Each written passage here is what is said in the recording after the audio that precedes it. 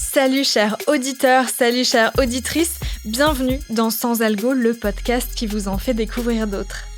Vous écoutez la version longue avec de la reco et de l'actu. Je suis Mathilde Mélin, journaliste pour Slate.fr et enquêtrice sonore à ses heures perdues. Dans ce 32e épisode, on va se replonger dans un fait divers bien connu à Béziers, mais avant ça, les actus de la semaine.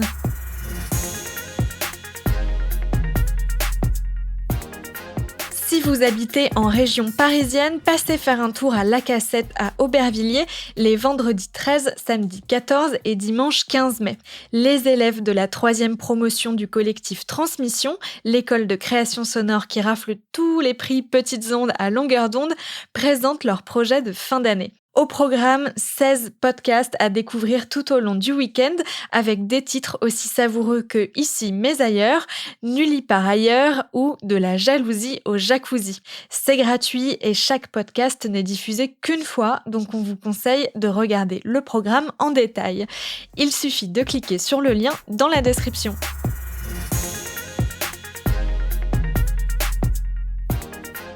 Un an à peine, c'est le temps d'attention qu'aura accordé Meta, la maison mère de Facebook, à l'audio. Après avoir lancé en avril 2021 toute une verticale dédiée à l'audio et au podcast, Facebook vient d'annoncer la suppression de celle-ci dès le début du mois de juin. Dans quelques semaines, les utilisateurs américains qui y avaient accès contrairement aux utilisateurs français ne pourront donc plus créer de petites capsules intitulées Soundbites ni uploader de podcasts directement sur la plateforme. Il restera en revanche possible de créer des salons audio façon Clubhouse sur Facebook Live en désactivant la vidéo. Bookmakers. Les écrivains au travail. Par Richard Guettet. Adapter sur scène un podcast d'interview littéraire, c'était risqué, mais Richard Guettet l'a fait. Les festivaliers de longueur d'onde en janvier dernier étaient jusque-là les seuls à avoir vu 16 allumettes, le spectacle adapté du podcast Bookmakers d'Arte Radio. Ils vont très bientôt être rejoints par les festivaliers de littérature live à Lyon et de Oh les beaux jours à Marseille. Sur scène, un Richard Guettet en maître de cérémonie et 16 chaises vides pour incarner 16 écrivains et écrivaines qui sont passés à son micro. Résultat, une vraie fausse interview de près de 2 heures où Alain Damasio, Lola Lafont, Hervé Letellier, Philippe Génada et autres Chloé Delhomme racontent leurs secrets d'écriture, tous bien différents les uns des autres. C'est un super spectacle que je vous conseille d'aller voir si vous le pouvez. Pour Lyon, le 22 mai, il faut réserver un billet à 5 € sur le site de la Villa Gillet. Et pour Marseille, le conservatoire Pierre Barbizet vous accueillera gratuitement le samedi 28 mai.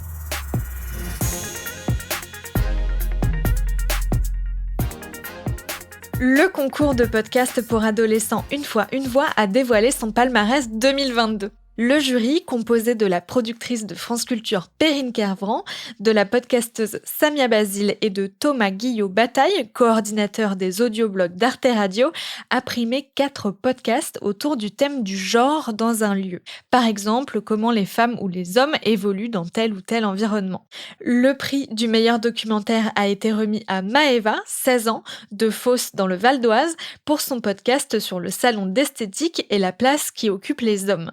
Le prix de la meilleure narration revient au groupe radio du Collège Saint-Joseph de Tonnes en Haute-Savoie pour notre CDI, un espace de liberté, tandis que le prix de la meilleure enquête va à Clara, 12 ans, pour son podcast sur les bibliothèques. Le prix du meilleur entretien a été remporté par Ariane, 12 ans aussi, pour son podcast sur la scène musicale rock. Clara et Ariane sont par ailleurs toutes les deux élèves au Collège franco-américain de Chicago aux États-Unis. Vous pourrez retrouver ces 4 podcasts très prochainement sur Slate Audio, mais ils sont déjà disponibles à l'écoute sur le site de Une fois une voix. Ouais, ça enregistre ? Allez, ouais, t'inquiète. Il était pompier avant, bah il y a un incendie, On attend qu'il pleuve ? Bon, on attend qu'il pleuve. Allez, et c'est parti. Il s'agit du flow de cast.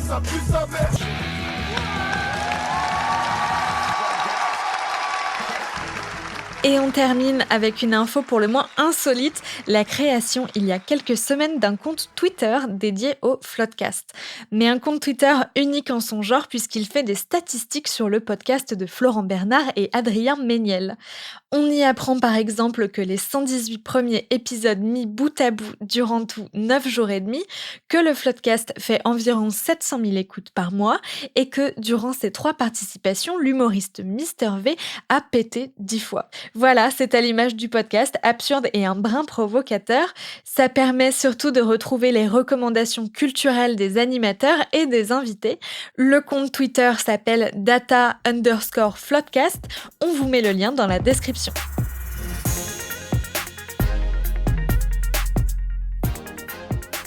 Si vous êtes fan de podcasts, et il y a des chances que ce soit le cas si vous écoutez sans algo, vous avez sûrement déjà entendu parler de Serial. Serial, c'est un podcast d'investigation américain lancé en 2014 et c'est le format qui a fait émerger le média podcast aux États-Unis. La journaliste Sarah Koenig y rouvre le dossier d'un fait divers survenu 15 ans plus tôt et tente de faire la lumière sur plusieurs zones d'ombre. En France, il a fallu attendre 2018 pour qu'un podcast natif au format un peu similaire voie le jour. C'est Le Canon sur la tempe d'Alexandre Moniol pour le studio Nouvelles Écoutes.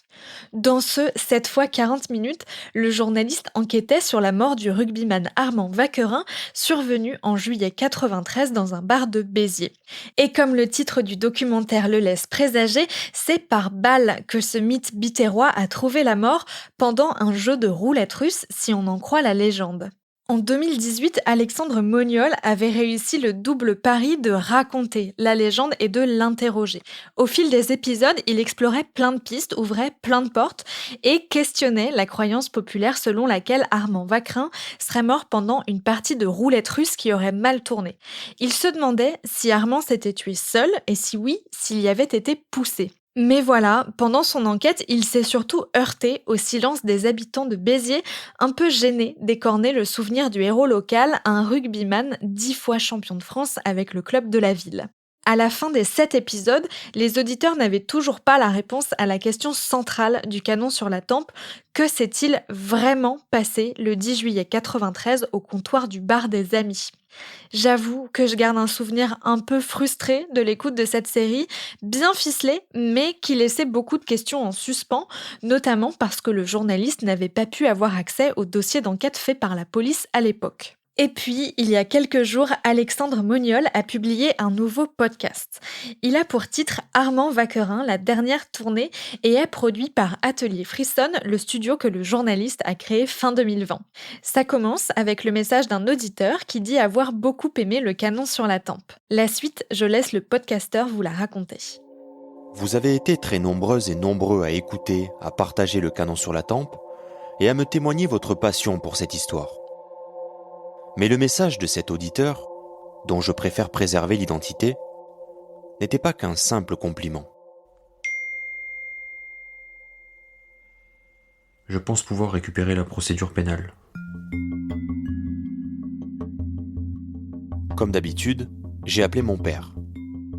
Bah tu réveilles les morts si tu... Est-ce que tu peux divulguer le truc ? Bah oui, je peux, ouais. Ouais mais bon, imagine, je sais pas moi, un truc...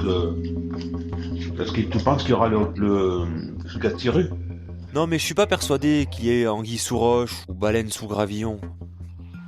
Mais je suis curieux d'avoir le témoignage des personnes qui étaient là. Il doit y avoir des photos aussi. Ouais, sûrement.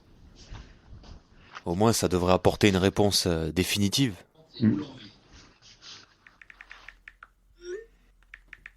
Après avoir échangé pendant plusieurs semaines avec l'auteur du message, j'ai enfin pu accéder au dossier tant recherché à l'époque. Selon les documents de la procédure, et à l'aide d'une nouvelle carte heuristique, j'ai construit un récit qui reconstitue le parcours et les rencontres d'Armand jusqu'à sa mort. Armand Vacrin, la dernière tournée, compte 2 épisodes d'une quarantaine de minutes qui sont une sorte d'épilogue au Canon sur la tempe. Il vaut donc mieux avoir écouté la première série pour tout saisir à celle-ci. Vous l'aurez compris, ces 2 épisodes utilisent les éléments de la procédure pénale pour retracer ce qui s'est passé le 10 juillet 93. C'est donc la version officielle, celle du rapport d'enquête et des témoignages des personnes présentes dans le bar ce jour-là qu'on entend, pour la première fois d'ailleurs. Une bonne partie du podcast repose sur des documents policiers ou judiciaires, assez froids et administratifs a priori, mais je trouve qu'Alexandre Moniol arrive à rendre tout ça bien vivant grâce à une narration claire et à une mise en son soignée, comme lorsqu'il décrit la scène de crime au début du premier épisode. Samedi 10 juillet 1993, Béziers, 12h50. À la suite d'un appel téléphonique au 17, les policiers se rendent place Garibaldi, au bar des Amis, où une personne vient de se tirer une balle dans la tête. La police fait reculer la foule et pénètre dans l'établissement. L'entrée se fait par une porte-fenêtre blanche, sur laquelle il y a quelques éclaboussures de sang. Alors, je vous rassure, c'est pas 2 fois 40 minutes d'Alexandre Moniol qui parle tout seul, on n'est pas dans On te la raconte. Dans le premier épisode, il est très présent, c'est vrai, parce qu'il s'intéresse pas mal aux rapports d'enquête et aux personnes qui étaient dans le bar ce jour-là. Et le temps étant passé, il n'a pu en interviewer aucune. C'est donc leur témoignage fait à la police en 93 que Moniol doit mettre en scène. Mais dans l'épisode 2, en revanche, c'est sur le rapport d'autopsie que se penche le journaliste et sur la balistique en particulier. Et comme c'est pas particulièrement son domaine, il fait appel à 2 experts en balistique absolument passionnants qui analysent à la fois le rapport d'enquête et celui de l'autopsie. Voilà la radio pour voir. Ah oui, on a un projectile qui est vraiment fragmenté. Elles sont de qualité moyenne, évidemment. Souvenez-vous, David, l'un des amis qui déjeune avec Armand près des Halles le matin du drame, assurait dans la série Le Canon sur la tempe que la balle n'avait pas traversé la tête d'Armand parce qu'elle était explosive. Alors, il n'y a pas, pour les armes de poing, de balles explosives, mais des balles dites expansives ou à pointe creuse, qui ont la faculté, lorsqu'elles rencontrent un obstacle dur, d'expanser, c'est-à-dire de faire accroître leur surface frontale. Il va devenir comme un champignon, en gros, il va s'étaler, il va pétaliser, voilà, un petit peu. Grâce aux experts en balistique, Alexandre Moniol soulève un manquement majeur dans l'enquête de police, un choix fait à l'époque qui a orienté toute la suite de l'histoire. Je ne veux pas trop vous en dire, donc je m'arrête là, mais je peux quand même vous confier que la série a répondu à une bonne partie des questions que je me posais toujours à la fin du Canon sur la tempe. Comme quoi, il suffit d'être patiente. Juste un petit mot aussi pour dire qu'Armand Vacrin, la dernière tournée, est tout à fait réussie, de la narration à la mise en son en passant par la musique et la jaquette qui est absolument magnifique et qui fait penser à une affiche de cinéma. Je vous invite à aller la regarder et à bien zoomer pour voir les détails, il y en a plein. J'ai évidemment voulu savoir comment Alexandre Moniol avait travaillé à cette suite du Canon sur la tempe. Je l'ai donc invité au micro de Sans Algo, le voici. Bonjour Alexandre Moniol. Bonjour Mathilde. Pourquoi vous êtes intéressé à la mort d'Armand Vacrin en 2018 et surtout, qu'est-ce qui vous a fait penser que ça ferait un bon podcast ? Parce que moi j'ai grandi avec cette histoire, je suis né à Béziers en 1991, quasiment 2 ans jour pour jour avant la mort d'Armand Vacrin. Et quand on est à Béziers, on grandit avec le rugby, on grandit avec l'histoire du Grand Béziers, qui est cette équipe de rugby qui a dominé le rugby français dans les années 70 et jusqu'au milieu des années 80. Et on grandit avec l'histoire d'Armand Vacrin, l'un de ses fers de lance, et aussi cet homme qui est décédé en 1993 dans un bar de la ville après une partie de roulette russe, selon la version officielle. Donc moi, plus tard, je suis devenu journaliste et je me suis dit, bon, il faudrait que j'explore un petit peu cette histoire parce que cette histoire, elle est fascinante. Pourquoi d'un côté, il pouvait y avoir une certaine omerta ? Pourquoi beaucoup racontaient avoir été présents dans le bar des Amis au moment du drame ? Et pourquoi certaines personnes racontaient des choses surréalistes, vraies ou fausses ? Par exemple, Armand Vacrin ne serait pas mort après une partie de roulette russe, mais aurait été assassiné. Le Canon sur la tempe ne donnait pas de réponse définitive quant aux circonstances de la mort d'Armand Vacrin. C'était un peu frustrant pour vous, j'imagine. Frustrant, je dirais pas ça, parce que je pense que le chemin est très important et très intéressant.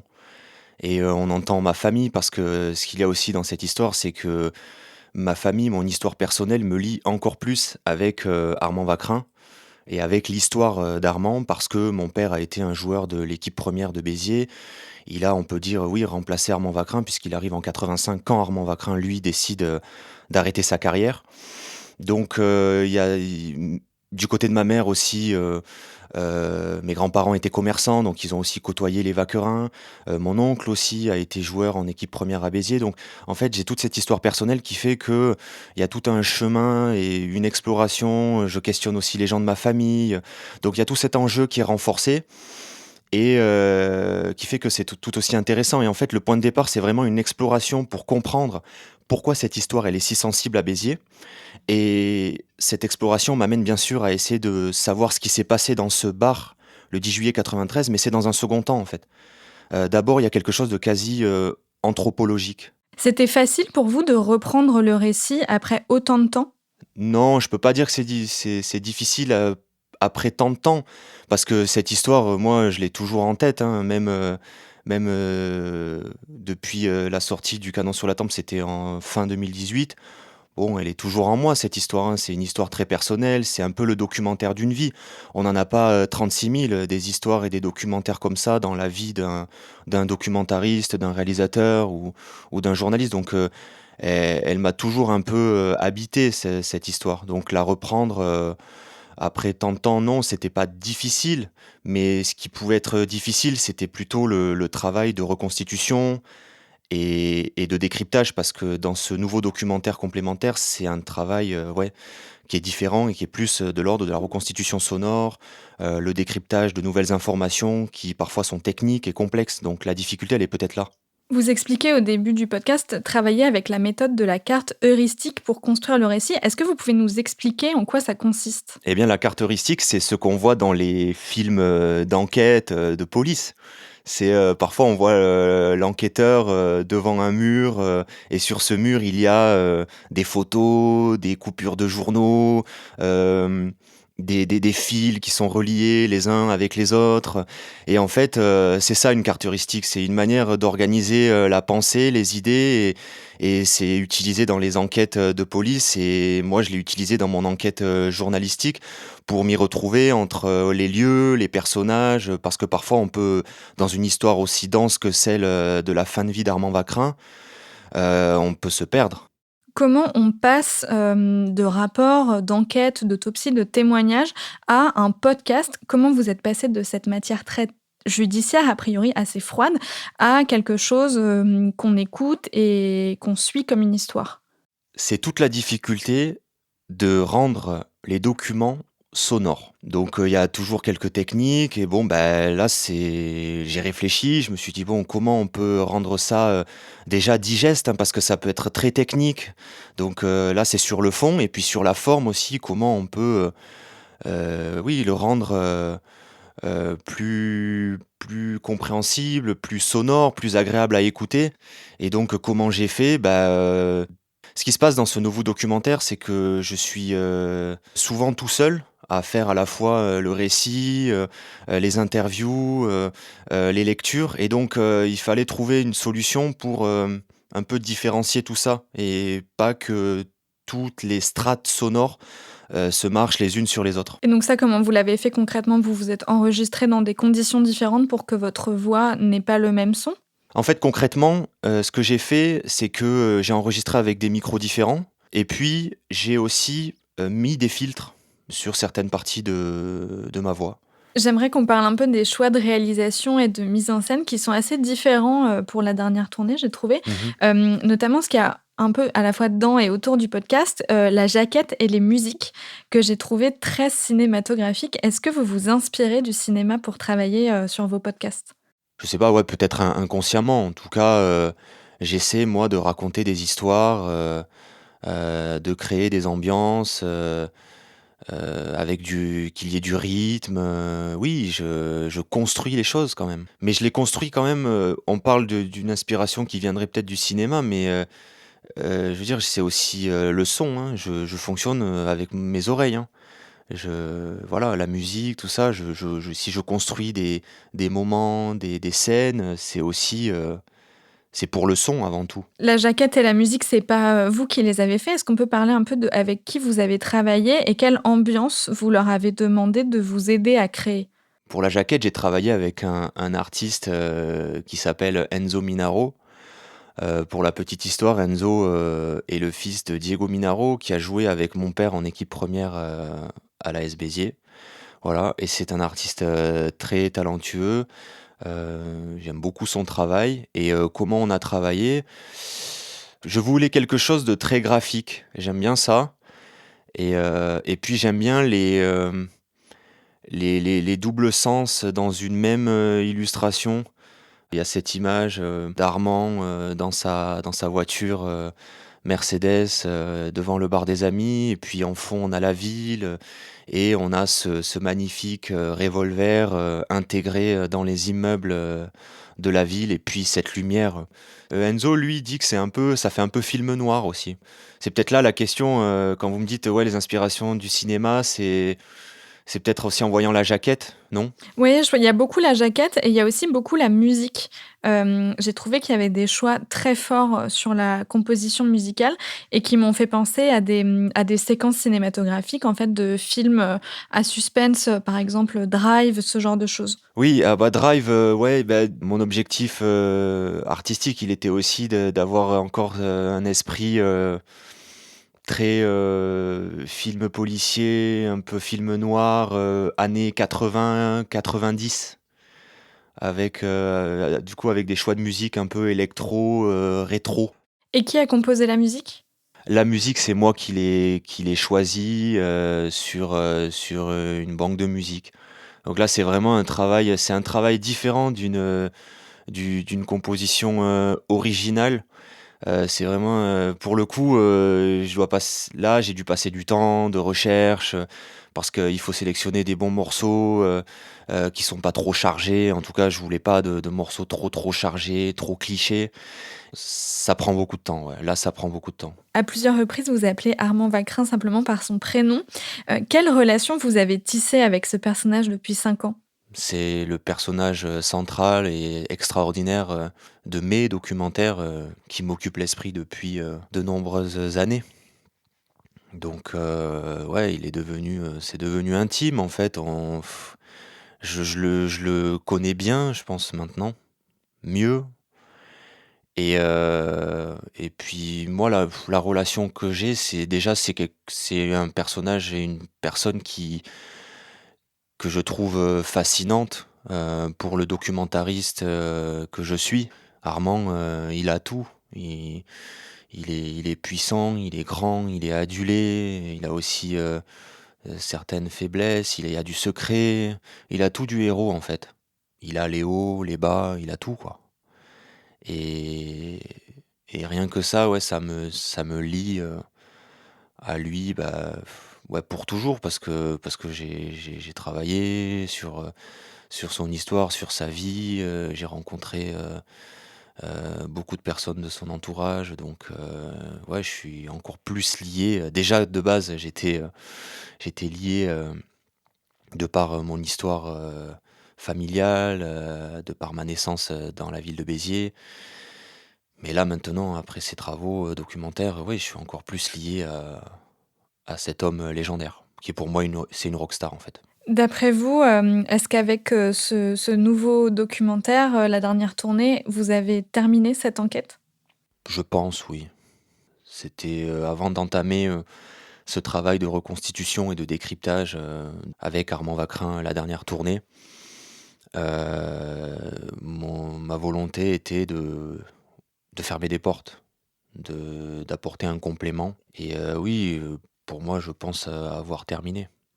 Après, il peut toujours se passer des choses, hein. On peut toujours m'écrire. Il y a toujours une vie après un documentaire. Merci beaucoup Alexandre Moniol. Merci Mathilde. J'espère que ça vous a donné envie d'écouter Armand Vacquerin, la dernière tournée, produit par Atelier Frisson. Je vous conseille d'écouter Le Canon sur la tempe avant, si c'est pas déjà fait. Si vous l'avez déjà écouté, même il y a longtemps, Alexandre Moniol fait des rappels des faits dans la dernière tournée. Il n'y a donc pas forcément besoin de réécouter toute la série originelle avant de vous lancer dans celle-ci. Merci d'avoir écouté Sans Algo. Abonnez-vous, mettez-nous des étoiles sur votre plateforme d'écoute et envoyez-nous vos remarques et questions par mail. Et surtout, partagez les épisodes à vos proches en galère de bons podcasts à écouter. Ils devraient trouver leur bonheur, en tout cas je l'espère. Je vous donne rendez-vous la semaine prochaine pour d'autres recommandations garanties 100% sans algo. Sans Algo est un podcast de Mathilde Mélin, produit et réalisé par Slate.fr sous la direction de Christophe Caron et de Benjamin Septem-Ours. Merci à Benjamin Ours pour l'enregistrement, à Mona Delahaye pour le montage et à Victor Benamou pour le mixage.